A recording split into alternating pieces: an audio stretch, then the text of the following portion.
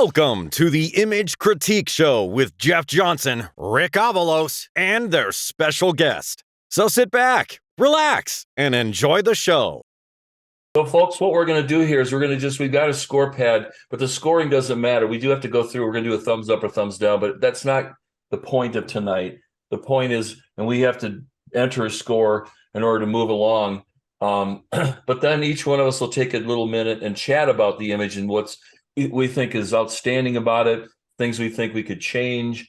Dwight, I'm going to let you go ahead and just start off with this one. What do you think of this one? What's your point of view on this? Okay. First of all, I didn't want me to plug in the score and the thumbs or yeah. Just go ahead. Okay. When the image comes up, just go ahead and hit the thumbs up so we can move along. Okay, got it. Okay, well, what's really nice about this image here, I get the impact by looking at the colors. We just have basic 2 or 3 colors and that's it. But that keeps my attention to look at the bird. Let's see. Let's see. I'm just thinking. No, you can't see. I'm sorry. You have your little a drawing pencil under the annotate. You can have a little pencil tool there if you want to draw. Bottom left, yeah. Oh, there we go. Okay. How cool. Oh, cool. Yeah. Yeah. I got to remember how to erase it. But what I'm seeing is this nice form over here. You have this nice S curve going on. So this was a really great start because my eyes just came into it and just flowed right into the bird. And, there is just so much detail going on within the feathers that I'm seeing that it keeps my attention within this area. So that's a good start where I'm looking. And you have a lot of negative space. And I think it is working together within this composition, which is on the bottom right portion. I can pass it on. Yeah. What do you think, Rick? Yes. I agree. The composition is strong. I kind of would maybe want to see just a little more space around the subject, just to give a little bit more of a comfortable feeling. I would probably pull back on the vignetting. It just a little heavy on the vignetting.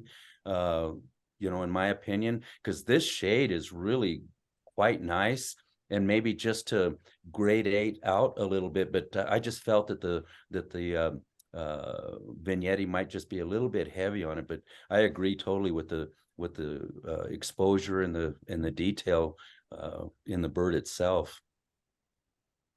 Yeah, I agree with what the guys are saying here. And one thing I'll just throw at the audience here is that we're going to sound hypercritical, and it's not meant to be that way. But every little extra thing, this is what judges see. This is what judges why they won't go higher when it's some little thing like that. And both of what the guys said, I think, are good points. Minor other little thing too, but I'm going to say in here, the reflection of the bird is great. I would love to see just a little bit more of that leg reflection there. Just that little bit kind of detaches the reflection, and it almost doesn't. It's very faint, but maybe if we can see a little bit more, again, minor point, but little things like that certainly add up. But I mean, I love the position here where the bird is, that we have all this extra room to lead into the scene. It just kind of gives us a nice lead in. And I think it's beautiful colors, exceptional exposure, very well done. So, Jeff was saying about that foot, the reflection. I think that is really important because you, like Jeff explained, that you had the reflection going on over here, but right over here, like Jeff mentioned, it looks like it was amputated. And as an artist judge, I would find that to be like, oh, that's a big mistake there. So I think that this area could actually hold you back from getting into a merit. Yeah, agreed. Mm-hmm. Cool. All right, next image, Cliff, please. And then again, guys, just hit your thumbs up and so we can move it along. Ricky, what do you have to say about this? Yeah, I like the panel look of the image. There's a few areas of concern for me, and they're just these little highlight things, areas that draw attention. I'm getting the sense that we might be just a little bit over sharpened on it. You know, I'm just seeing a little bit of a haloing over the birds. You know, when it comes to the presentation, which is obviously one of the elements, you know, the color and key line are really pretty important. Now, of course, we have this value in the mats somewhere in the image, but if we maybe introduce just a little bit of a breakup on the mat, by that I mean an overlay, a texture, but I always want to be cautious about that, not to overdo it, because man, we don't want that to really draw attention, especially when there's a lot of texture in the image itself, but just something to get away from the, you know, the solid color. Yeah, again, the key line, want to make sure that it's something that we can see all the way around, because notice where right here in the bottom left corner, there's an area in the image itself, you know, kind of like what's going on here, and here, you know, those values, but then the key line seems to break up a little bit or gets bolder. So, but I do like the composition. I do like the way we're led into the image. I'm just kind of feeling that those are concerns for me. And then we see other highlights as well. So, Dwight, what do you think? Well, you're Okay, supposed to yeah. laugh at him. No. I thought I was muted and got my Oh. hands in my face and I'm looking. No, those key line, those accent line arrows on the bottom left corner. Yes, I did see that, and I thought it was actually a little smudge going on. But anyway, I think the maker got a nice capture on this image here. The choice of lens I thought was really nice to get some detail on the birds. What I like to have seen was a little more shallower depth of field, so the background would have been thrown out of focus. The weeds in the back, I thought, you know, could have been out of focus, so it'll actually give a little more dimension within the image itself, because you know you have good foreground with the grasses in the front and the birds, the main subject of the birds, and the background thrown out of focus. I think would have really kicked up my interest to look at the birds in the main area. So let me pose a question to you guys here, and this is something I've noticed over the last several years since we're getting a lot more wildlife and birds and things entered, is the background here. And I know this is tough because we were just out doing some sandhill cranes in these kind of environments, but the water is cluttered with a lot of weeds. What do you think about that kind of stuff as a judge when you see those things? well, do you want to take it, Dwight? No, go ahead. Okay. Age first. No, Oh, we're going I'm older down than that. you. I'm older than you. All right. We just lowered another level here, so go ahead. Right. Well, it's a good point, real good point, Jeffy. There's a lot going on. I mean, you know, here is from the left to right is obviously our center of interest in the story that's being told. But then, you know, we've got so much going on, especially, you know, middle up into the top right corner that really can pull us away. I don't have as much of an issue with the foreground as I would with this area up here, you know, and if, you know, in a perfect world, if all that was cleaned up, Right. I think we'd have a, you know, much more impactful image, because where they're situated is so natural. But yeah, this really is an attention grabber, this area up here. Mm-hmm. Yes, you know, that's a good point. As you're talking about that, I was looking at the left side over here, and you know, not to be real picky, but it seems like the left side has been darkened just a little in this in the water. It looked a little muddy in the color wise. It looks like it's been forced down. Of course, you know, that's what you want to do, but I think maybe the technique could have been worked on a little better. I was looking at the corners as we look at the corners here of your accent line. What if the maker, you can look in closely, and the other judges, I'm looking at this, and that accent line seems to have a rounded type of corner as instead of a nice, clean, sharp edge. So I think that is just a preset adjustment on your line, your accent line, your stroke line. I think you want to select the mode would be, I think what would be the inside. It is inside, yeah. Inside. So you get a nice sharp edge. Now you may be thinking, the makers, all of us might be thinking, well, what's the big deal? Well, there are some judges, and like for myself, we're looking at the entire presentation, and we like to see a nice, clean, sharp edge instead of a softer, round corner.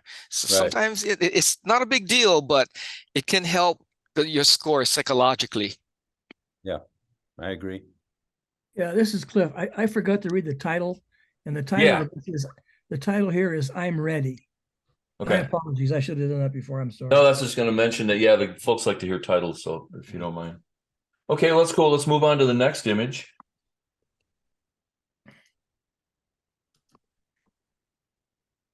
Standing alone. Ooh. This is one for you, Jeff. Okay.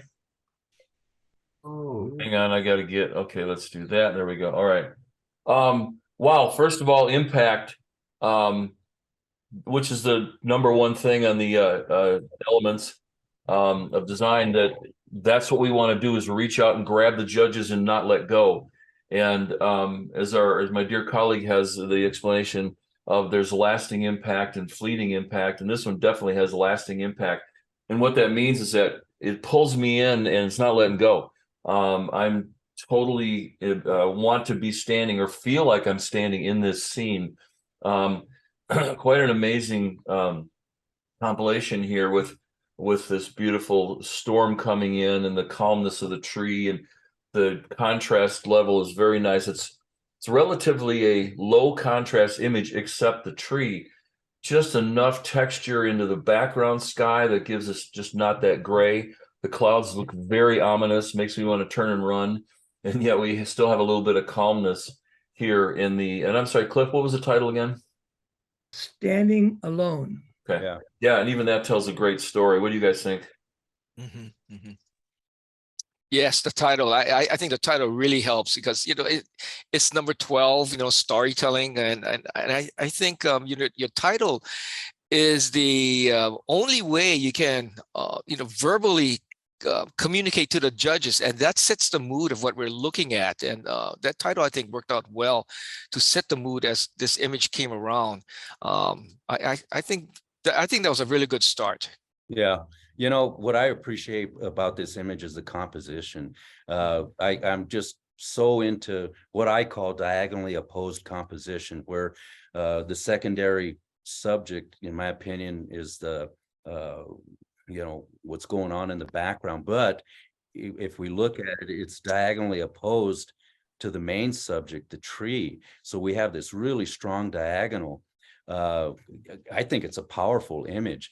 My suggestion, and see how you guys feel about it, what if we had the presentation as a fine art presentation, more of a white background, I'm sorry, white matte, or at least a matte, the value of which is somewhere in this tonal range. One of the things that I think about in mattes, and I talk to a lot of the folks that I help with, is the matte obviously is important, the key line is important, but you want to make it very secondary. You want to support the image, but you want to make it very secondary so that it still has to be there, still has to be kind of cool. I don't necessarily object to this gray, but I do think what Rick's saying, a little lighter gray, maybe in the tone of the clouds up here, just a little softer gray would support it.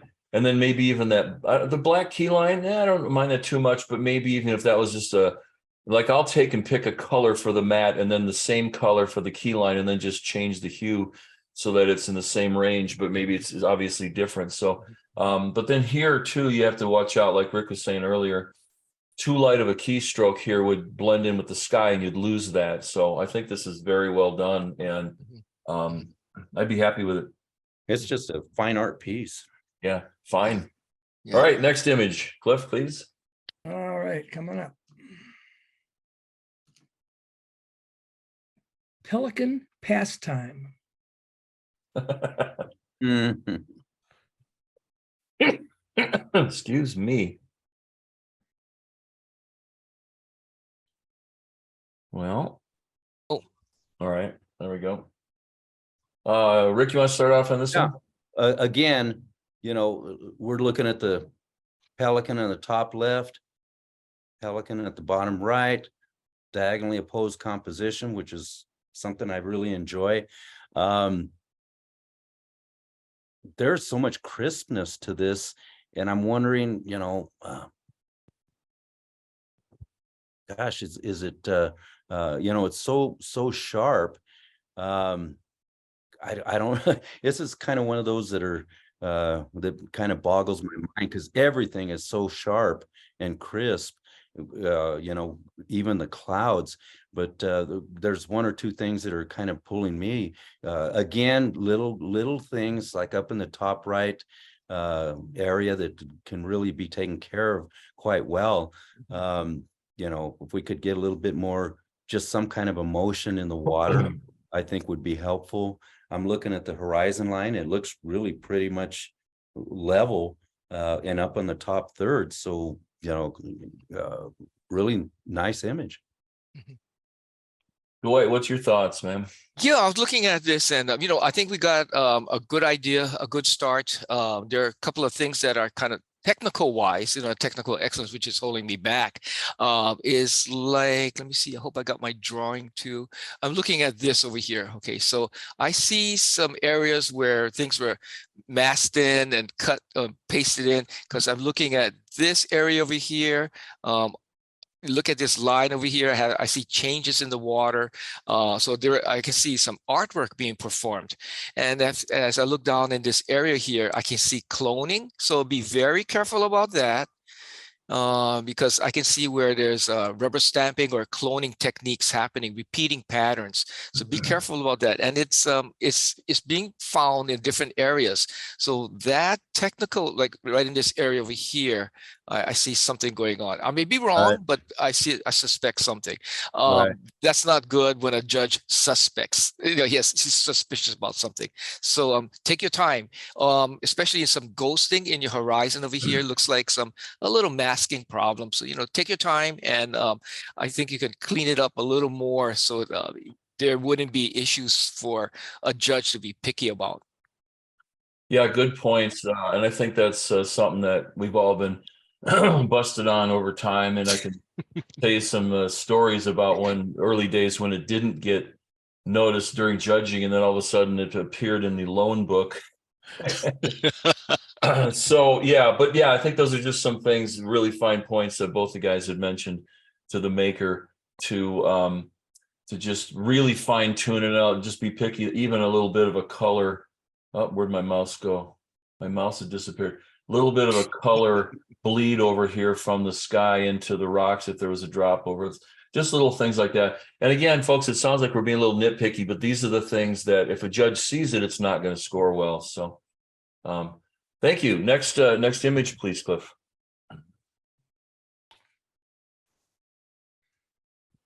Putting on the Ritz.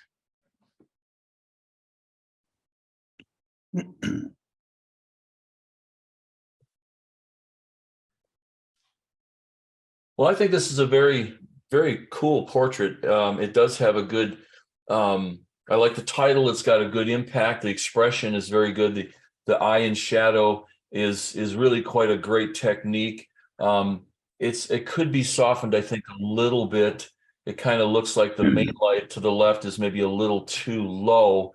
If you look at the nose shadow, it's just kind of pointing in here, as opposed to, like we like to have that nose shadow kind of come down here like that a little bit more. Again, real picky, but because of that, the eye is just a little bit, there's a key, or excuse me, a little bit of a catch like this one put in there. But maybe if that eye was just a little softer, that shadow was down, you'd have something a little, but I love this little technique here. That's very cool. And it looks believable. You've softened that edge just enough to make it obvious it's outside of a graphic frame, but I think you've handled that real well. The composition, even the little bit off center cropping, it's done well, especially black and white, handled very nicely. Good job.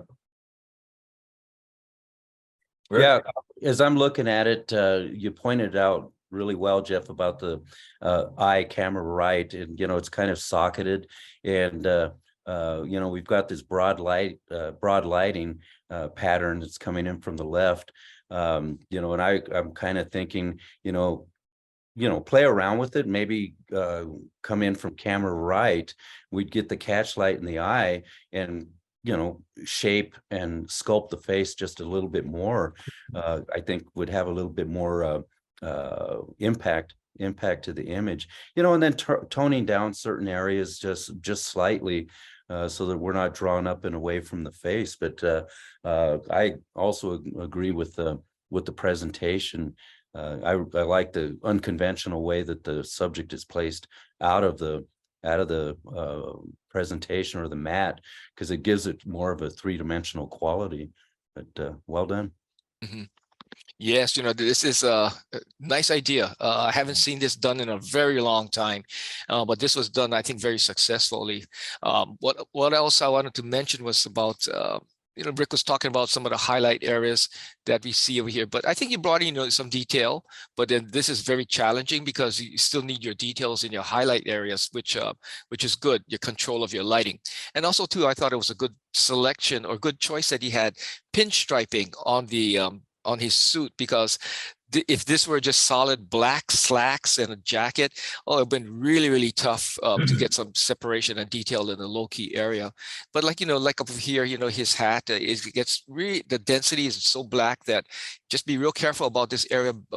Kind of the black of his hat looks like it's bleeding into the background. So, this rim light, this light over here on his rim, I thought was good. It's important to have things like that. Yep.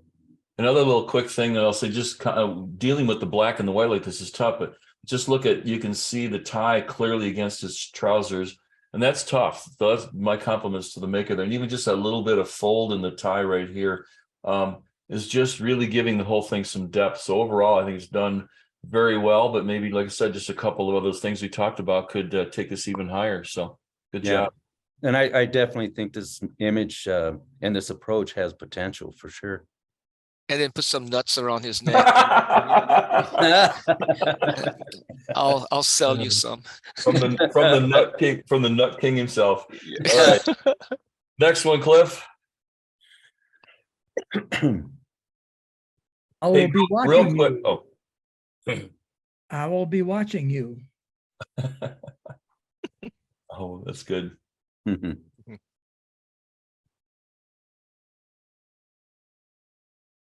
Go for it, Dwight. Yeah, Dwight, jump in. Okay.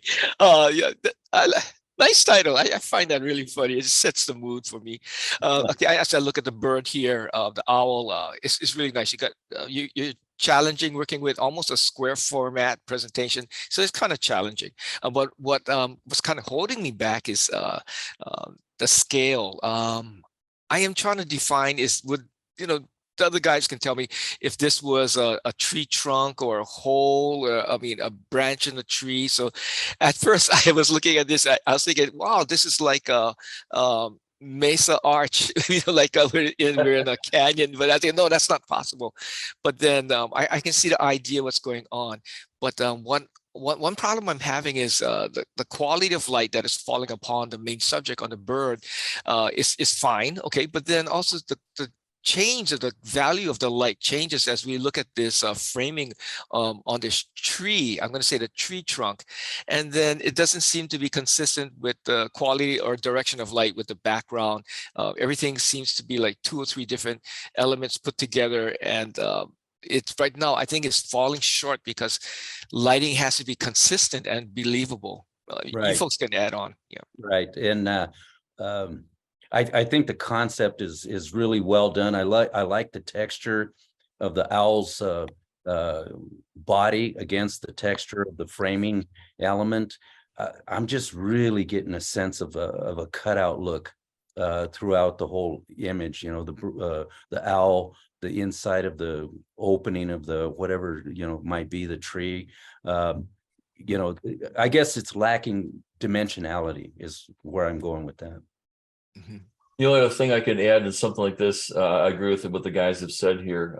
Just kind of the tones throughout it, and maybe something like that from my world could have been done in a black and white, and some of the color tones wouldn't be as harsh in terms of brightness and the difference in brightness. But just a thought there, if that might be something to consider. Yes, and these are one of the times, you have the white accent line around the image. And this, one of the times I think you should pull back the opacity on the white line because it's just so strong. It forces me to look away from the main subject. The main subject here, and this white line is just so bright that my eyes want to look out away from the bird or the main subject because this white line is so strong. Right. Let me ask you guys a question about that, because it's such a big, I don't want to say controversy, but the spacing here between the key line and the image, do you find it works better if it's closer, where it's very much more subtle? Because when you get it out here, it's starting to look like a second matte and calls more attention to it. Do you agree with that, or am I just making that up? That's a point I like to make often as well. Bring it in a little closer, because once it starts going further outside of the image, then it tends to, especially if it's a bright, white line like this, the further out, the more it's going to draw your attention out from it. And then just maybe another word or two about key lines. This is what I would call a detached key line, where it's separated from the image. Another key line, the other one would be attached, where it would be just snapped to the image all the way around, where it's like that black and white with the tree and the massive clouds behind it. Right, where it's attached to the image. And this kind of a key line, the white, then it wouldn't be, in my opinion, that much of a distraction as it might be here. We could probably pick a different color, but having it attached to the key line just kind of focuses in or keeps our attention inside the image. Cliff, can you bring back an image for us? The young man, the black and white with the pinstripe pants? Sure. There's just one comment made, and I just want to address that one because I think it's important. Somebody in the comments said that cutting the subject off at the knees kind of bothers them. Guys, what's your thoughts on cropping? Generally, the way a lot of us have been trained that, you want to avoid cropping at the joints. Above or below is fine. Are we able to bring that image back? Yeah, well, my little screen, hang on, I'm going to try something and see what happens. Okay. I think I'm going to have to log back in because I lost one. Well, and I don't know if you guys are okay memory wise. It didn't pull my attention because it was dark, because the bottom of the image was in very, very dark tones, almost vignetted. It really didn't pull my attention. Had it been, a contrast area, lighter clothes against a medium or darker background, and they were cropped at the joint, the knees, or what have you, I would have probably considered that a concern. When I looked at it, I think the way it was presented to me, I didn't see it as a problem. I thought it actually balanced out and looked well. Just because the visual attitude of the model himself really set the mood. So I thought the cropping was okay. That I don't feel it should have hurt that much at all. It wasn't a concern for me to be picky about. Yeah. Right. Yeah, I know it's something that at least I was always taught in posing was to not cut at the joints if you can help it. But again, in this case, and we're having to trust your imagination and your memory on this one, because it was a very low key area of the image, the dark pants, the dark background, the darker matte, that it wasn't as obvious. Right. So, yeah. But, as kind of a general rule, of course, all rules are made to be tested and broken. Don't cut right through the joint because it does look like they've been amputated. So we're waiting for Cliff had a little technical difficulties with I added in the chat box, everybody, I added a PDF, the 12 elements of design. If you haven't seen it, you don't have it, feel free to download it. And that's kind of, go ahead and open it on your screen. And that's kind of the things that we're referring to as we talk about our images, and what what judges look for is. What do you see now? Just your Zoom screen.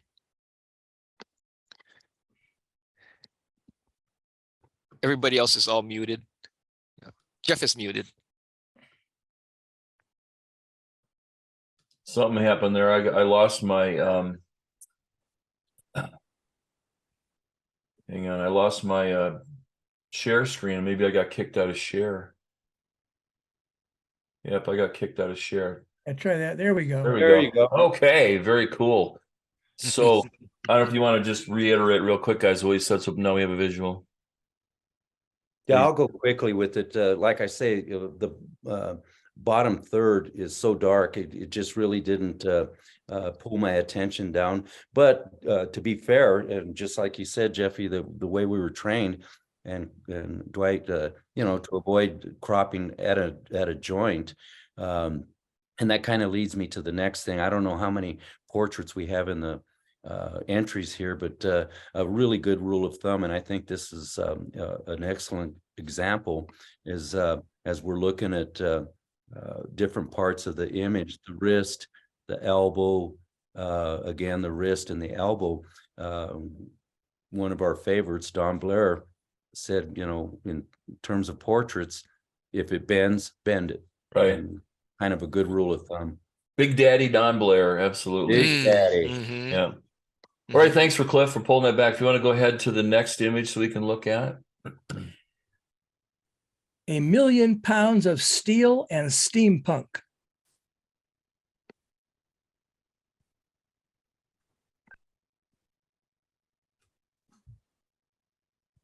Effie. I'll jump into this one. This is hang on, I got a tickle.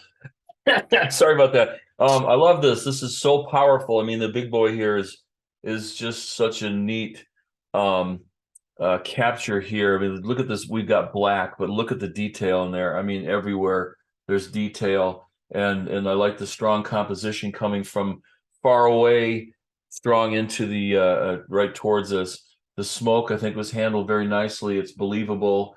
You've got obviously a cold winter day. So the train, I mean, I think it's a very ideal, really just almost a duotone here with the gray, black, and the gold, with the snow just being subtle. You know, and little things like this that, you know, like the Jeep in there, and the little on the right over here, we got the Jeep. Where'd my cursor go? And this kind of stuff. I know it was part of the picture, I know it was there, but again, when you go into competition, I think those things are what I'll do this with people. I'll have them flip their image upside down. And what that does, this is something that we experienced if you ever used a view camera. The scene was upside down in reverse. Your brain kind of goofs up a little bit and says, what's going on? But what you're looking for are things that pull your eye, things that ask for your attention. And then the next question is, does it help my story or not? And in this case, either way, if you were to flip it, the Jeep is in the cement posts and the little wall there are pulling our attention off of what we want our viewers to look at. You know, we were talking also about mattes and matte colors, and I don't mind these colors at all. I don't mind the black matte against the maybe the gold could have been a little bit thinner because it is stark and it's pulling my eye. And then even the little black key line actually is a pretty good choice, but maybe make this half this size, or even, gosh, you could make this gold line 10 pixels wide and it would still serve its purpose. Rick, what do you think? Yeah, I agree. Another thought, I just pulled up a piece of paper cropping wise, and I like the panel, but how about making it more panel? Mm-hmm. Taking off the bottom, because there's not a whole lot of detail down here anyway. And then, you know, either consider, you know, just above the puff, or what's wrong with even, you know, through the puff, and making a really slim panel. I think that would add a lot of impact to the image. But man, it's just such a strong diagonal view of this image. And I like the fact that the train is near the left part of the image, because that just adds so much more drama, tension. Kind of tense, isn't it? Yeah. Yeah. Yeah. Dwight, your thoughts, please. Yes, you folks said it right on the nose about the Okay, cropping. next. Sorry. No, those were really important points, like removing the Jeep, making it more as a more panoramic, not panoramic, but cropping tighter. I think a lot of that attention on the locomotive itself is just so strong, those leading lines, and especially like Rick was saying, eliminate the bottom left side, that little patch of dirt in the snow. I think this would really work out well as a much more trimmer piece. And Yeah. and I would even cut the title down shorter. I mean, 1,000,000 pounds of steel and steampunk. I mean, that's kind of long, but Yeah. I think you can use less words and make it very much more just as impactful and powerful. Well, I think Yeah. that first part of 1,000,000 pounds of steel was pretty powerful right there. Right. That would suffice. Good work, though. I definitely think there's some potential with this one to make some of those changes, and I also, the other thing that we'll say is that I mean, I'll speak for myself, but I know Rick and I'm sure Dwight would agree. We're happy to look at revisions of this to help you along with other competitions. So don't hesitate to ask. And that's part of the service of this show. Maybe folks can help me. Is the person in the train, what is he called? The one that is The guy engineer. engineer? Is he the engineer? Okay. I see somebody in the window. I mean, boy, bring in I'm running with two monitors, and right there. And then in one monitor, I see him more clearly than the other. And I was just thinking, gee, boy, get a little more image out of that guy. I don't know if it's going to help, but I found out to be, wow, I can see a really good storytelling. Man, those leading lines going back and forth. Yeah. And other little things, not to sorry, Maker, we're not picking on you here, but just little stuff to take this even higher. I know this stuff is normal part of it, but I think I'd remove the stop sign. Probably this little sign. Not much you can do about the fence, but I might even get rid of this little area here and even these little sticks laying here, just to clean it up so it's not so our eye comes in, looks at the train, follows it all the way down. Bad arrow, and then turns around and comes back, and that's what you wanted to see. So like we talked about, all these other little aspects here, they're just pulling your eye away from it, and it just does that for a judge. So that's enough. Let's move on. We beat this one up enough. Sorry about that. No, it's not beat up. It's actually was good. Yeah, a lot of potential. No survivors. Let me clear that.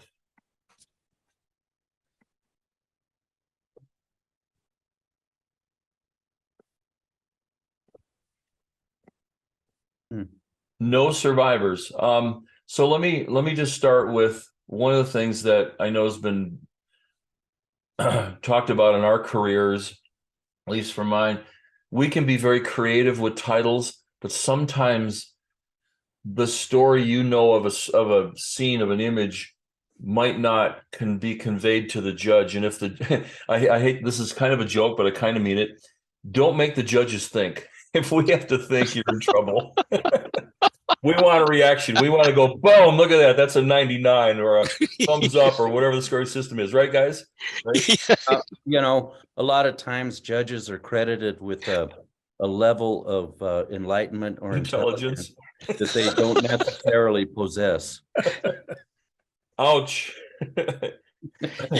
Visually. And I'm including me in that crowd. So when I look at this, it was interesting. At one point I had to think, all right, I had to think about the title, and then I kept looking at it and I said, hey, this reminds me of Superman when he went up to the ice crystal. Yeah. He had the, I think, is that where his home is, or where anyway? The crystal thing. The crystals, that's what I was looking at. And I thought, wow, interesting. I see some good possibilities. But I mean, I shouldn't use the word but. I see some good possibilities. And maybe if the maker can come through with more visual information, I think I can really push this up. Yeah. Yeah. We have such a high key-ish subject matter, and then a low key background that has some elements in there that pulls our attention away. And I commend the maker for the shallow depth of field that softens the background out. But I think just a background that's, either just totally black so that we really can see and appreciate and stay within the image would help it out that much more. I'm just looking to at the presentation, which is nice. But I guess my main concern was, the background, and even though it's out of focus, it's still drawing my attention because of the different elements that are in the background. I would say that this is an extremely interesting piece. The flow of the ice and the crystals and all is very interesting and very entertaining to just kind of keep through it. Little thing that caught my eye, just this little edge right here, and I'm not sure if it's the edge of the counter table, whatever, but I think I would crop that off. I don't even mind this red mat. That works well with this. It's subtle enough. I don't see a key line. I guess there's a little bit of a key line here, but maybe pop that color up just a little bit, little brightness. But I think this is just really, really interesting piece. We don't see much like this at all. And the other thing too I might throw in is when this is entered, make sure you hit it into a category that it's going to be most, what do I say, appreciated. Like this might be a commercial thing. Obviously could be illustrative, but just be careful of the category you enter in, because that can really affect your score as well. Cliffy, what was the title again, please? No Survivors. Okay, because now I'm just wondering, is this broken glass in a window pane? Yeah, you don't think you're right. That's what Yes. I think that's what it is. Yes, my bad. Well, I understand the story, but kind of like I started out with this one is sometimes if your title is so abstract, because obviously I didn't catch it was glass right off the bat. Exactly, that's what happens. So just keep an eye out, keep in mind on that as far as your title. It's a great title, but it's just a little bit too abstract for the guy on the street to pick up. Sorry about that. Well, you know what? I was looking at this. I see this. Okay, you're folks in Colorado. This looks like your Rockies. That's what I'm seeing with ice. That's what I was thinking at one point. I'm looking at maybe you can see. Oh, here we go. Okay, the ridge. I was thinking, gee, this looks like the Rockies. And so, if you can get a title to go with it, and darken this foreground, and then I think that might be a start there if you were trying to find a title. But I think this is quite creative. Quite creative image. Very creative. I agree. Yeah, very creative. Cool. Next image, Cliff. Thank you. Hayden Valley Golden Hour Post-Breakfast Food, Speaking of long titles. Jeff, did you want to talk about titles? So whoever's picture this is, I want you to virtually stick your hand out and I'm going to do this to it. No, I'm kidding. But when you have that much of a title, you tend to, again, this is about impact. When these images appear on the screen, there's the impact of the image. The title needs to be impactful as well. And I know it's hard to do titles, but sometimes when you get so much into it, if it takes that long to read it, then the judges they've stopped concentrating on the image and they're listening for the full title. And we're laughing, and sorry, we don't mean to be mean about it by any means. Yeah. Now, as far as the image goes itself, I think you've got a wonderful feel going on here. I love the soft light, the haze from early morning or end of day. The slant of the hills, very powerful. The support of the trees here and these trees here work well together. The bear is kind of right in the middle of the image, and this is a kind of it's a very controversial thing because there's a lot of fine art photographers that do that, and it's okay. But what happens is it makes that impact becomes very fleeting. We see it, and then it's kind of lost in there. And I would almost, something like this I mean, I could suggest maybe even a long crop cutting in here, even cutting into the tree, maybe cutting underneath here, and maybe even just cutting it like through here. So we're putting the bear, you know, we talk about the rule of thirds. Let's look at this as being our canvas, our tic-tac-toe game here. And our bear is kind of in this third power point, which just gives us that power to move forward. And while there's still plenty of scenery to look around, it's not too much that we get lost and forget about looking at the bear. That was long-winded, sorry. No. Those are really good points. Bringing that out to make the attention fall right on the bear. I kind of agree with the cropping that you're suggesting. I was just when you even mentioned something about fine art, I said, gee, what if this were to be with a lighter, whiter mat, a softer white mat, than instead of this colored mat that I'm looking at right now. So I'm thinking, boy, this image does have some potential because you have a lot of dimension within the background, foreground, everything in between. Yeah, I totally agree. I mean, there's a lot of impact to this image, and I would not have a problem at all cropping it into the tree, because notice what happens. We have this beautiful diagonal line that's leading up to the bear into the trees, and then we have this little escape area here. And in cropping the image, it just helps to frame the image, plus the bonus being pushing the bear up into the into the further third of the image. But man, there's some potential here. I think this one could be worked with. Absolutely. All right, thanks. Next image, please. Route 64 to Taos. Route 64 to Taos. Dwight, you want to jump in on this one first? Wow. Okay. There's just so many things to look at. And right now, I'm having a problem trying to find the main subject, where to focus on, because I see some really great leading lines going in this way here. Then I see another subject, a possible subject matter down over here. What's going on? Right now I'm just wondering if this fencing or railing here is important.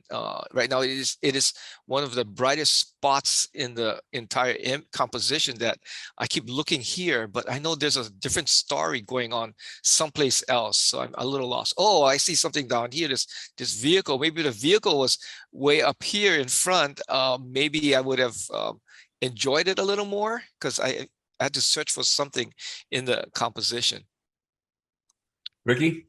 Yeah, and I saw the vehicle and the headlights, and I was just thinking, okay, Route 66 to Taos, and the vehicle's coming towards us, and I'm just wondering if the vehicle was somewhere here going away from us, so that we get the feeling that they're traveling to this destination. But great leading lines, that Dwight pointed out. And it does converge to the vehicle, and it's really a nice rendition of the mountain range as well. But that's what was kind of concerning me. And I would agree 100% with what both of you guys said. I almost kind of feel there's almost a couple of images going on here. The rail cuts into the mountain, but if you could compose this without any of the bottom half, that's a pretty powerful image in itself.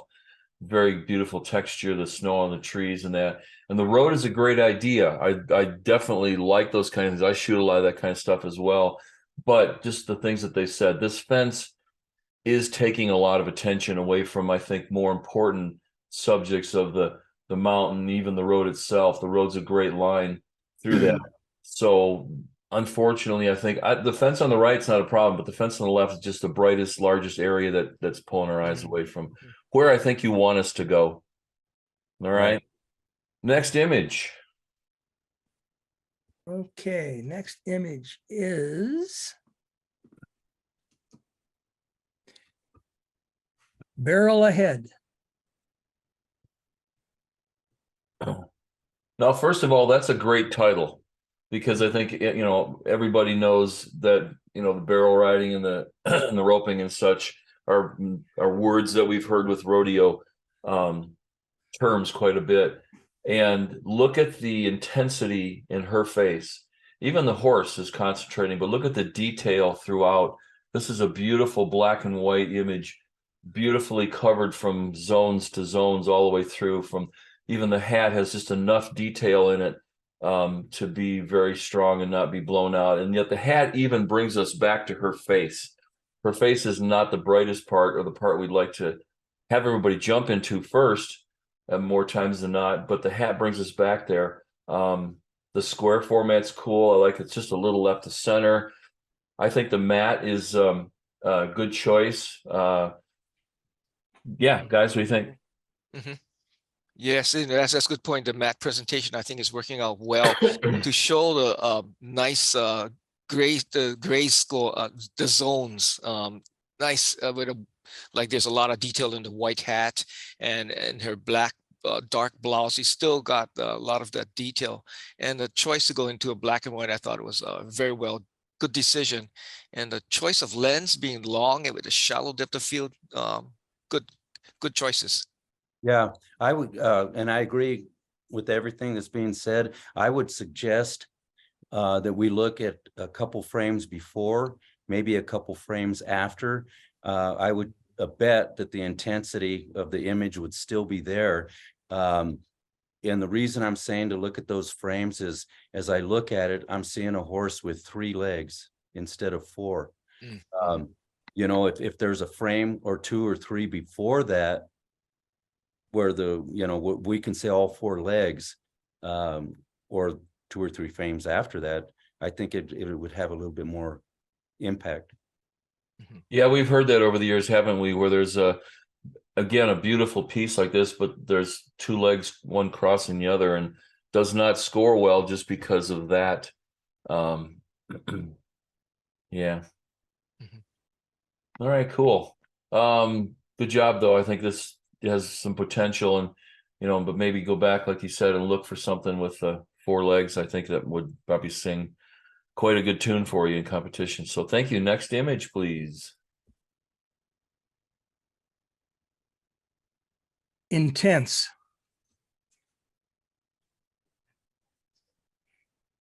Hello.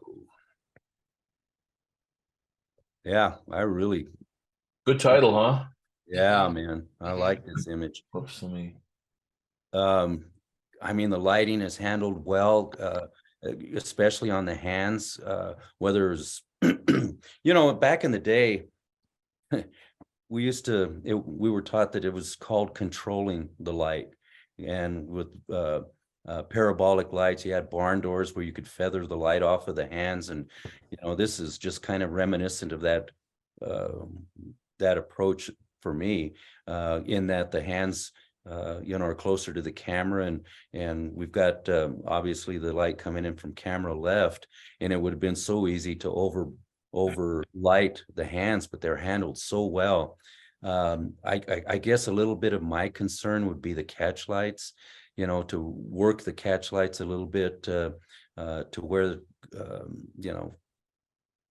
how can I say it? Catch light in this eye is taking about a third of the eye, and then we have this one that's a little bit of here, yeah, a little bit of a diagonal, just to kind of work the catch lights. But man, kicker light coming in from camera right is handled very well. Maybe a little bit of toning down up here, but just a really cool image.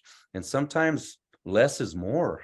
We don't need to see the whole body, but we're getting the message of the intensity of this subject with the lighting. Yeah, that's a good point. Less can be more. That's a really good point. Overall, I think everything was done well. The artwork over the complexion, I thought, was handled well to bring down some of the shiny spots, but still maintain a lot of the skin pores, which is really important, especially down in the hands over here. This is really important. But then I'm going to lead over to, okay, take some time, and I think we can see these lines going around. These contrast lines here, just kind of work on that, because boy, you can get some art judges that are going to just freak out on that and hold it back from getting into a merit. So that just by correcting these small little things here, shouldn't take too much work to get rid of this line here. Well, I think this is extremely powerful. I mean, it's funny because when it popped up, I have it on my 32-inch monitor, and actually had to lean back a little bit because it was such power there. I think it's such a well done image all throughout. Of course, a couple little things that you guys mentioned, I agree with. Another thing that I'll say, and it's a minor thing, but I see this a lot more in landscape. These shoulders have been toned down. You see the brown cast that's gone in there.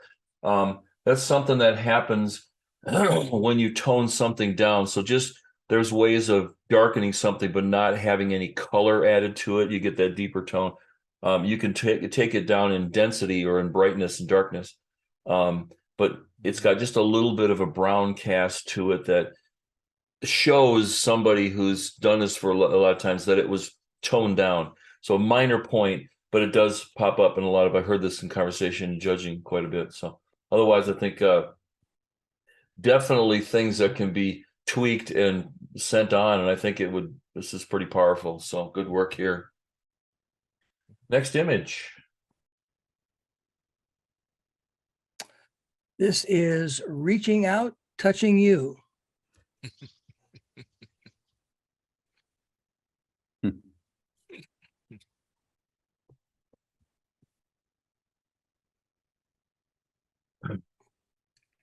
All right. I mean, it was good that the title said reaching out, touching you, because I saw that little tip over there and I think you need some separation, but I think the title saved it to explain what's going on. I see this is really nice. I think we got something going on. But then, okay, I'm going to ask the other judges to look at it. I'm looking, okay, everything looks great, good detail. I can see certain areas that could be cleaned up with some of the masking areas. Clean up some edges. But then do you see, okay, I'm just asking, I'm seeing some dark halos going around that was forced or was dodged out. Okay, somebody, yes. Okay, I'll just leave it there. And those are my concerns that might hold this image back from getting to the merit. Yeah, those are easy fixes too. In my experience, sorry, me, a smartass. My experience, when you get a highlight like this, that's a color. If you get a highlight of just a brightness, it's just something you can change. You can fix that. The has been darkened to the object, but when you have a color in there, you more than likely have an element of your lens out of alignment.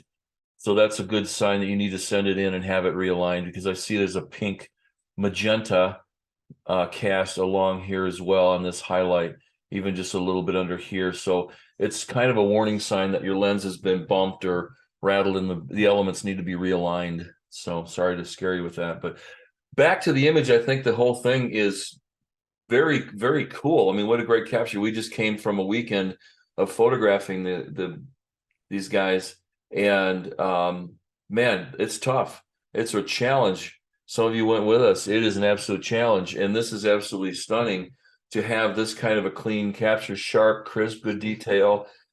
Even the fact that the birds are almost touching kind of, I think, gives it a story, because they do follow each other that closely, and it is almost comical, and they do bump into each other in mid-flight, which is even funnier. But the position, the composition, the story of this, I think, is very strong. Just cleaning up some of those little things we talked about, I think this could do pretty well in competition. Yeah, I think the lighting this is great lighting, the direction of light and where the highlights have to show the feathers and the detail. I think it's really, really important, and just some minor things can be cleaned up, and this will be a very powerful image. Yeah. Rick, anything else, or should we move on? Oh, I just think the color palette was handled well, and the presentation is just simple but effective. Yeah. Did you guys see in the quote, Christina Alpert has a good title for it, Tag, You're It. Good job. Yep. That's good, Christina. Very nice. All right, next image, sir. Okay. This is True Companions. 7:30. Okay, let's see. Are you guys seeing our lines on there? No, Yes. No, sorry. Oh man, this is beautiful. Ricky, why don't you jump into this one? This is really up your alley. Yeah, it is beautiful, and the composition is handled so very, very well. Again, the diagonal composition just really works well with this image. If I had my druthers, I would prefer to have seen the light come around from camera right a little further from behind and into the model's face, just to kind of sculpt the face a little bit more. I think, there's a lot going on in this image in terms of propping or accessorizing.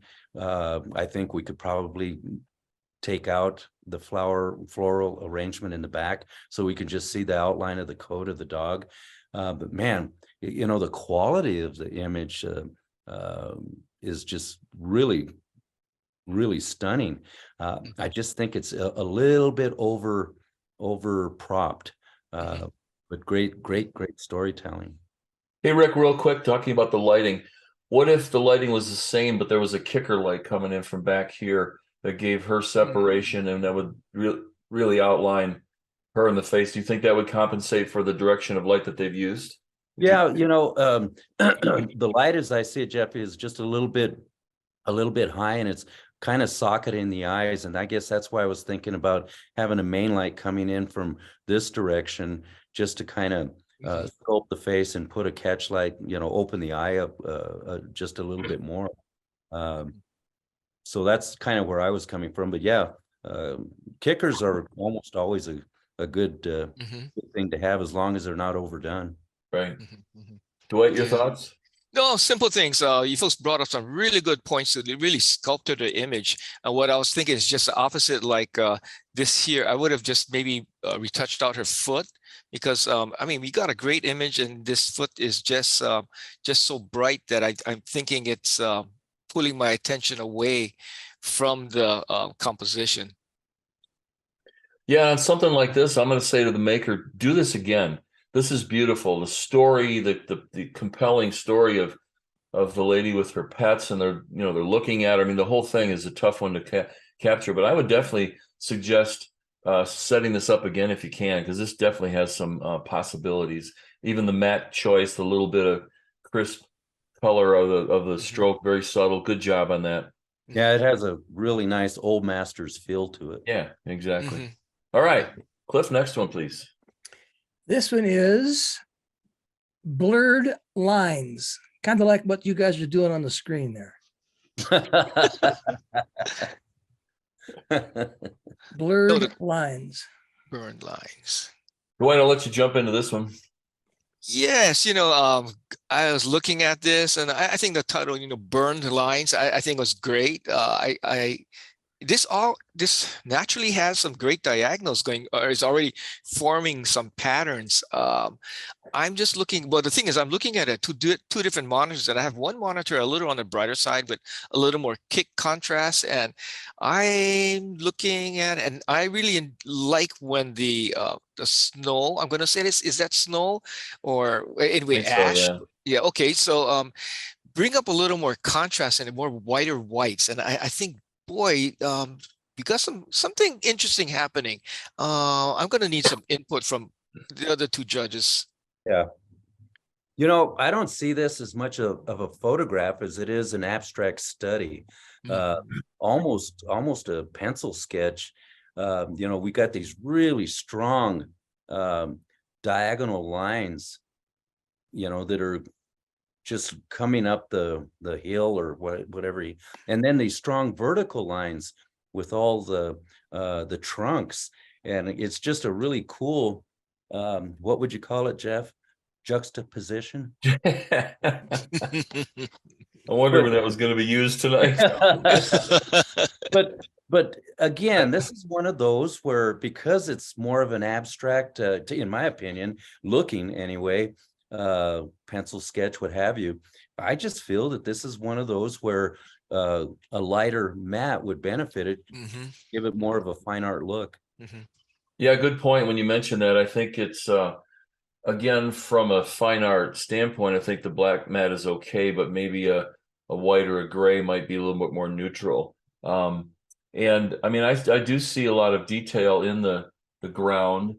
I'm afraid that there's some areas that if you were to go lighter with it, we might lose and end up with white patches where they're already kind of light. But sometimes that's okay. I mean, we really have we have some trees that are just black, trunks that are just black with no detail, and that's okay. It helps tell the story. The title is Burned Lines, and I think that really letting this higher contrast, I think, helps tell the story. And the other thing too, and you guys did mention this, but a lot of times we'll hear on an image like this, there's not a focal point. There's not a place for our eye to rest. I don't think, my opinion, that has to happen all the time. In this case, the story, the whole concept here is that focal point. So just my thoughts. What do you guys think about that? Absolutely. I'm glad you caught that. I'm glad you caught that title there, Jeff. I looked at it together. Oh, I said blurred lines. It's burned lines. Burned lines. Yeah. My apologies to the maker. Yeah. Right. Yeah. Well, like you're talking about, there are like multiple places of center of interest. I was just pulling out sections, and I found this and said, wow, I see some nice graphic things going on right around here. So there's a lot of possibilities of images within this entire image. Yeah, there's a lot that can happen here, but I do like the presentation. I mean, the format of the image too. That really, I don't know. It just gives us this more intense feeling. Just the basic format. Yeah, I'm just imagining this as a 60-inch in some office wall. Yeah, no kidding. Yeah, in the firefighter's office. Remind them what they look at. All right, next image, please, Cliff. Oh, isn't that lovely? Let me get rid of that. Smooth sailing. Wow, lean in and look close at this, guys. This is very cool. There's a kind of a soft element added to this, whether it's a little bit of a camera movement or a filter, doesn't matter. It's almost has a painted feeling, but what a great story feeling at the end of the day. The color harmony throughout is beautiful. I even don't mind the dark matte. It's not a black, it's a kind of a smoky color, and then the key line. And I don't know if this is the downside here is I'm feeling that the horizon line is not right. It's going uphill. I don't want the water to spill out of the image here, but sorry. But that's just one, and that'll be something a judge will catch every time if that horizon line, especially something like this that really needs to be. Dwight, what do you think? Yes, what a good point. You brought that up, but this is a great image, and I was just looking at, I was just looking at the hot spots in the sky up here, but that can be corrected real easily because a lot of wispy clouds going on, and I think it really sets the theme or technique that is going on within the water down over here. And then when you say, hey, take a look at this, when this came up, said, take a look at this closely, I said, gee, that's how I see things when I'm drunk, a little soft focus. But this, I think, very, very nice technique. I just believe a couple more things. Okay, I can see you doing a tighter crop. Yes, I can see that as a good option. Yes. That can be really strong. I mean, I love that kind of format, as a lot of you guys know when I put my stuff out there, but just a thought. Ricky, what do you think? Yeah. No, I think you guys covered it because my initial thought was to come down from the top in terms of crop, because we've got enough tonal value in contrast, color contrast, the warms to the cools here, but that having that much up on top is a lot of real estate that I'm not really sure is adding to the impact of the image. But going back to the horizon line, I still would straighten it out. Oh, absolutely, yeah. And just to reiterate on the tones, the white, excuse me, guys, the white colors of the sky, that there are beautiful clouds up here, but because they're the lightest tone in the whole image, we automatically, our eye draws up to that area. So just look at it, hold your hand over it and block that top part, and man, those boats and that little island there and those clouds just become so powerful, and they stay with you, and you don't wander up above that. So just try that out, Maker. See what you think. What do we know, right, guys? Next image, please. Okay, last but hardly least, Brooklyn Night.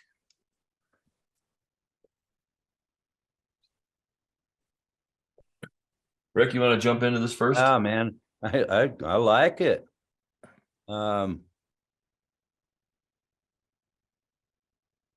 Okay. This is well done, in my opinion.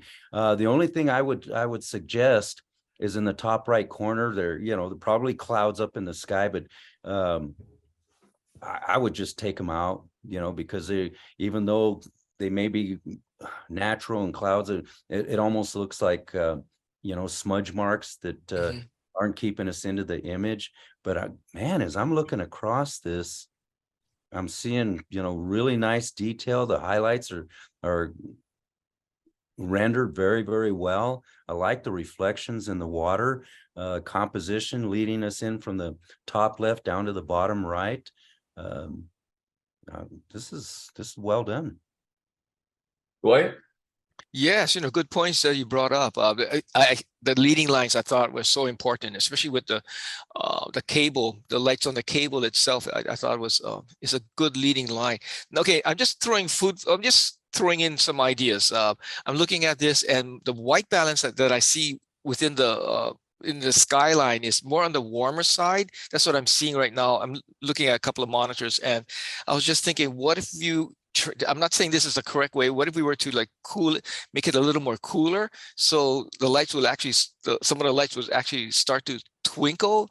That's just a thought. I'm just thinking about it. I'm not really sure if that's going to be the answer.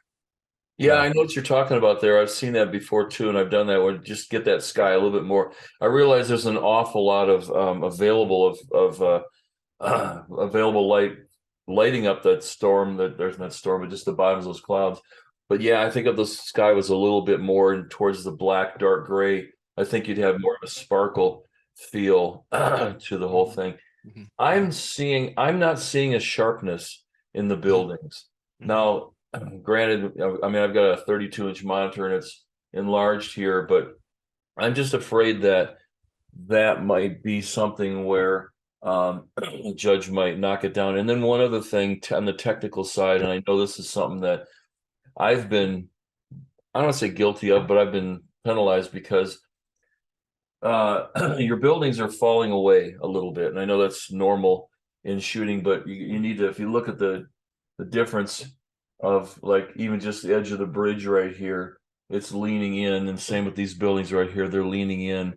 And I can tell you, you get a judge who does commercial workers a lot more anal like me, you'll definitely lose some points for that. So those kind of things, unless it's a real obvious, like we saw one last month, or we saw one in another competition where the maker was standing underneath the building and shooting straight up at it. And that's obviously going to be an art choice. But something like this, I think, if you're going to tip the lines, tip them like the judges know what you're doing. In this case, I think you might be penalized. You can see the distance here with these lines, just little things like that. I know if you drew a line down here, that's not going to match up with that too well. Close, but yeah, you got people like me who will catch that. Sorry. All right, so that was the last one you said, Cliff? Yes, sir. That is it. All right, let me go ahead and stop sharing here and bring us back. And so, folks, let's open it up to you. Comments, questions, as I always say, bad jokes. Please, if we need to pull an image back up to talk more about it. If you want to defend your works, no, I'm kidding. Hopefully, I mean, again, hopefully we get silly, we make some jokes. Nothing's meant to be, to hurt your feelings, of course. But I've found a lot of times when something like that has been said about an image that you tend to remember what's been said. You tend to remember what they were talking about. Yeah, I mean, I can tell you stories over my career of comments judges have made, and at first you kind of go, what? And then you realize, yep, well, I know exactly what he's talking about. So yeah. Questions? Come on, folks. Cliff, Jeff, Todd Lytle. Hey, Todd. First timer, but I know some of you personally. Yeah. Cliff is personally to blame for A lot, just a lot. You leave it there. Just, you know. yeah. Met him 15 years ago photographing swimmers. Yeah, Yep. that's right. And I had one little thought on the last image, which I don't know whose image it is, and I liked it a lot. And I just thought the whole process was really good in terms of the review. Is there a way to pull it back up, or is that Sure. we passed that? Yeah, no, give me a second. I need to get back to share screen, and there it is right there. It's just a very little thing. I love the image. I mean, it's been photographed so many different ways, but this is excellent, particularly with the new tower in it. The building down on the water line, to me, we were talking about these color tones. Warm seems more cool and more blue, and I think more bright. This guy down here. Yeah, I would just capture it and lower the luminosity. I mean, 10 or 15%. I don't know. I mean, I think it adds some balance to the tall building on the right, but it's definitely 15 or 20% brighter than Brightest anything part, else. And yeah. I just thought, well, it's a simple fix. Yeah. That's my only critique. I really like the image. One more thing. Let me, I want to just say something real quick about this while we have this up. And this is, again, not meant to be a bad thing, but just a little trick that we've learned about things at the edges. We kind of talked about before, but this caught my eye. And what it does, again, it draws a judge's eye to the edge of the image unnecessarily. So again, it might seem minor, but when you have stuff at the perimeter, at the edges of your scene, this light I don't mind so much because there's more of them. It's the kind of the leading there, but this one little bright spot in the water, just that kind of pulls your attention down there unnecessarily. Michael, did you have a question? Or somebody? Not a question, but I was just going to say, as the maker of this image, I really appreciate all of the comments on this, and thank you, Todd, for your suggestions, and Jeff and Rick, and I'm going to take those into consideration as I kind of further make some adjustments onto this one. And to that point, Jeff, you're absolutely right that as I look at it and as you comment, when you shoot wide angle with some of those lenses, and that some of those buildings start to converge towards the middle, Yeah. right? Like you said, the ones over to the right kind of lean to the left, the ones to the left lean into the right. And again, something without going through this process and having somebody else look at it, I don't see that myself, but that's the benefit of tonight, right? This is where we Exactly. learn. There you go. Yeah. And this is where I will take this one and all of the things that you've mentioned and Todd's suggestions and I will go in and make those adjustments and see what we do with the next level. But I really appreciate all the comments tonight. And Absolutely. again, this one being one of my images, in that it was one that I wanted to take a look at. It's been one I took a couple of years ago and have been sort of working on it and want to see if there's a way to make it get to that next level. So appreciate it. Hey, Michael, Michael. one other thing. I've only used it. I just bought it. There's a new AI perspective control, and I've drawn a blank if it's Topaz or DxO. And it is freaky, absolutely freaky. Good to know. And I don't know if that's I don't think it's cheating. The lens is what's creating this. Hello there, Jay Riker here. I don't know what the rules are, but the new, I mean, there's all kinds of perspective control stuff out there. Kevin Holliday is probably just shaking his head. Well, and a great point you bring up in that is that when it comes to AI, obviously there's a lot of things that are not acceptable and so forth, but the things as far as like perspective and sharpening and all of this AI kind of stuff in that. Maybe somebody knows which one it is. I own it, so I guess I could look it up. But It's either Topaz or DxO, and I believe it's called perspective control. And it is mind-blowing what you can do with it. Hey, one more thing I see on this, and then we'll move on. I see some questions. The only thing I would do differently, Michael, is I would put Jeff Johnson right down here in the corner. All right, never mind. We're moving on. Once I learn to write with those things, then I know that's tough. It would have been better. You'll get your name down there, but Michael, as you recall, as we were evaluating this image of the three of us, Dwight, Jeff, and myself, I said the most nice things about it. There you go. Can we bring back?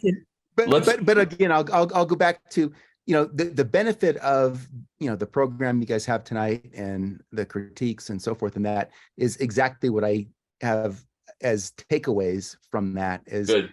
Hey, I can make some of these adjustments. And so, maybe it's the way that this one came across and the way that I submitted it, but I do have, when I look at it on my screen, the details are pretty clean, I think anyways, in terms of, the buildings in the background. I'm not seeing it right here, but that might just be the zoom effect that goes maybe along that with too. Exactly. Yeah. But I do, but the versions that I have on there is like those windows and everything are cleaner than what I'm seeing on my screen right now. But aside from that, it's the other, comments and that you make, the suggestions and that not just on my images, but the other ones in that I've seen across the board tonight and so forth that again are a huge value in the program. Can we bring back intents? Somebody has comments. Joe Hunter had comments on intents. Can we bring that back? Yeah, go ahead. I don't know which one it is, but go ahead. Yeah, get that one off the screen there. Hey, let me say real quick before people leave, I got comments from Rita and Kathy. Again, thank you for joining in for the first time. And by all means, you don't have to be excellent, high-scoring photographers to enter competition. This is how you learn. So please get with Rick, get with me, even Cliff, and we're happy to help you work on your imagery so that you can enter it as soon as possible and learn. All right. Jeffy, before everyone takes off as well, if you found tonight's show of value, please comment at our site, theimagecritiqueshow.com. There's a place that you can comment. That would help us out a lot in sharing those sentiments with people who are interested in maybe joining the show down the line. Yeah, we actually absolutely got some wonderful comments last time, and that was only our first show. So keep us feeling good, guys. All right, let's talk about this image real quick. Yeah, well, Joe said he believes the shirt needs to be straightened around the shoulders. And this is my image. And I didn't really notice that until tonight. As you were showing it, I thought, oh man, I should have tamped down those shoulders a little bit. So I agree. I also wanted to say, I was going to name this, I took a hint from Ted Lasso. I was going to call it Wigwam and Teepees, but I didn't think you guys would know that meant 2 tents. Oh, 2 what? 2 tents. 2 tents. Okay, wait a minute. Let me put that whole thing in perspective. Let me put that into perspective for you. Rick's idea of a late night out is room service ends at 11 o'clock, so he doesn't know what a tent is or a teepee is. No, you're pretty close, Jeff. To me, roughing it, yeah. When room service ends at 2 in.the morning. Yeah. But my point was he doesn't even know what a tent is. So let's move ahead. You know what, Cliffy? A comment or two about that. We can go over images and totally purify them. But at some point, and I made this point in a judging here a while back, this could have been done, that could have been done, whatever. But how far do we go? Right. To the point that we sterilize an image and it loses all its character. Yeah, I guess the shoulders could have been flattened out over the collar and the sides, but to me, there's just a real look to it. If anything, Cliffy, I would really consider working the catch lights. Yeah, I didn't really notice that until you guys mentioned it, but I didn't touch them at all. That's no, natural. and I understand. Yeah. But I think that we could work them a little bit to where they're a little more natural looking. Yeah. Is where I'm going with it. But Yeah. that's a great image. Yeah, Cliff. I mean, the sharpness and the lighting, as you always nail. I love this one that you have here. You know, the wrinkles in a shirt, I think it actually works together with the title, Intense, you know, because boy, I see a lot of stress within the presentation. Maybe if the shirt didn't have the pattern, if it was more like a solid darker gray or black shirt without that texture over it, I thought it would force my eyes to look right into his face and not really be looking at his wardrobe. So, you know, just by darkening the shirt, I thought and keeping the wrinkles was important. It's funny you'd mentioned that. That shirt was much brighter, and as Jeff mentioned, I did tone it down a lot because it was a very bright blue. So I need to take it down a little more. I have a quick question. Yes. What's his phone number? With the no, my husband might not like that. With the two shiny buttons under his hand or whatever they are those, would those be an issue? I mean, because I have no idea. I don't know. It was that's a good point. That's a decoration on his tie. I should probably just take those out. Even little things like this little light trap right here, minor, but you know, judges see those little things in the score. I know we're doing the thumbs up and thumbs down or the new thing, but in their mind, we're still looking at you know, we started here and little stuff like that just keeps bringing it down just ever so slight. So something to keep in mind. Cliffy, do you have any more room on the bottom of the file? No, that is well, maybe I'll have to go back and look. I'm not sure. Okay. What are you thinking there, Rick? What do you think? No, It's cropped too tight? I'm sorry? You think it's cropped too tight? No, I just think, you know, again, we were talking about cropping at the joints and especially on the hand camera right coming across the joint. If there was just an inch or two below that, but I'm not sure that that's that big an issue.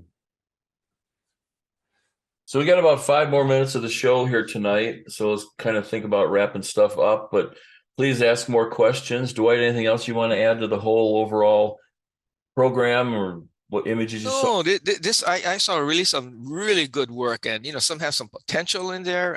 Some I saw that were these are direct, I mean, straight, pretty much merit images. I think this was a very good learning process, especially with the exchange of different points of views, because in judging, I recognize sometimes I see images come up that I've judged from different competitions, and the scores always change because it's the panel, whoever is on the judging. Absolutely, I've seen that happen many times too. So, hey, question. There's a question in here. Yeah. I wanted to bring that up. Thank you, Lisa, for bringing that up, because I'm not exactly sure of the new rules as far as how that. Yeah, let's hit this one real quick. Are Adobe stock image elements or backgrounds allowed in the general portrait category? Dwight, Rick, want to? Yes, you know, I believe so. But just put that background as an element or else a guide print within your composition. Put that on the side, so then the judges know that is not your background. You didn't create that background. Correct. And then Ellen had a question. Yes, please. So my image was the no survivors, which, by the way, is a close-up of a car window in a junkyard. Okay. 12 image focus stack.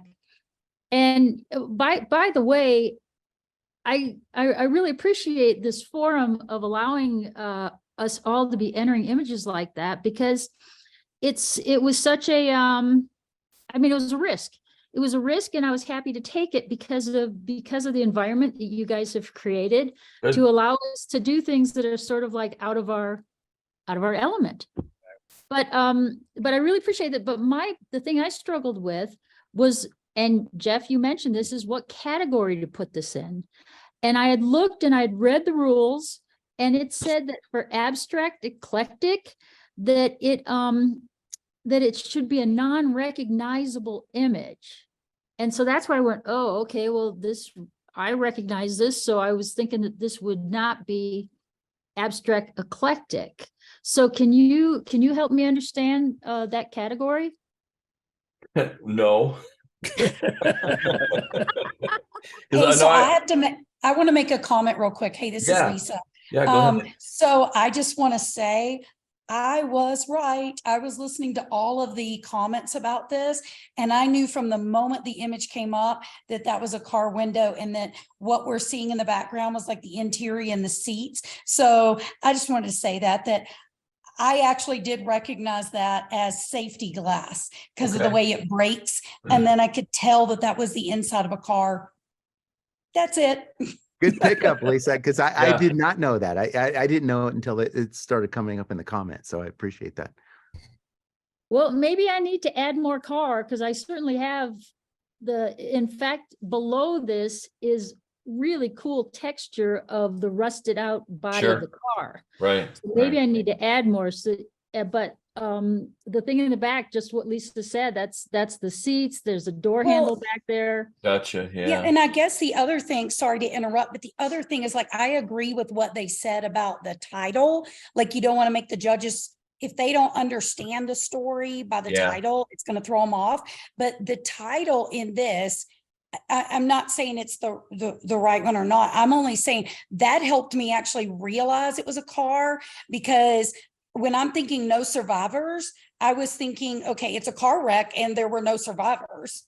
So it sort of had kind of a sad story for me, because whether it was a house that got broken into or it was a car, the title told me that people didn't survive. Well, and you got it exactly. That's what I was trying to go for. And here again, I was taking a chance because of this forum and, you know, and being able to take chances like this. And I was also worried that the title would be like too gruesome, almost, you know, like almost breaking some kind of unwritten rule that you couldn't have a gruesome title. But oh no, you can. I've done it. If you can, seriously, if you can get the judges kind of writhing in their seats and go, oh my God, you've reached out and touched them. So your image obviously better support that. But yeah. Well, that's okay. So, and that's what I was trying to do, but it didn't occur to me that you guys wouldn't know what it was. So, so thank you. I need to work on that. But good. We've done some good tonight then. But yeah, no, I really appreciate it. So thank you. And thanks, Ellen, for those comments, because that is part of what is nice about this format, is that we can have these kind of discussions and bring out those type of questions that you don't always get just in a pure, you know, competition or critique or the feedback. Here we have the back and forth that you can provide your comments as to how you came up with that title. Right. So we're just about out of time. If there's any other questions, please holler right now. Otherwise, we'll just say thank you so much for coming and supporting. We had 35 people, I think was the max that I saw. Of course, I think that counted us as well, but that's cool. We're planning on doing this every month. It'll be the 4th Thursday of every month. And of course, now with PPA's schedule of monthly competitions and such, this is hopefully going to be help for you. To get a little bit of feedback on something before you enter the IPC or even the other big thing that they're doing, which is kind of more of a head-to-head competition. I think next month we've got our dear friend Dawn Muncie, who's a phenomenal artist and totally different kind of work than what Dwight's been doing. So we have another point of view to bring you in some of the competitions such as well. And yeah, so bring your questions. Rick, what do you want to add to the pile? Yeah, I would. First of all, to thank Dwight so much for taking time out of his day to join us, and valuable comments. Cliffy, man, it's always a pleasure working with you, buddy. You as well. Thank you. Thank you. And yeah, actually, is it next month, Rick? You're going to be gone? Or that's not till May? Oh, May. Yeah, so Cliff will be stepping into Rick's chair in May. So I don't know if that'll threaten all of you not to show up, or if we'll get more people to come. I don't know yet, but we might get a loaded crowd. We may get 500 people with that one. But there is one thing I want to share with our participants. We're going to have 3 people on the panel, and you'll probably recognize that we don't always agree on our perspectives, and that's good because they say if you have a panel of 3 and all 3 agree all the time, 2 of them aren't necessary. Good point. That was a long way around the block, my friend. That's kind of like those long titles. Oh my God, too funny. Well, I hope you've been at least learning some of the new jokes along the way, everybody. Well, you guys, thank you so much. It's been such a pleasure. Good night. Good night, everybody. Good night, all. Thank you for watching the Image Critique Show with Jeff Johnson and Rick Avalos. Learn more by checking them out at theimagecritiqueshow.com.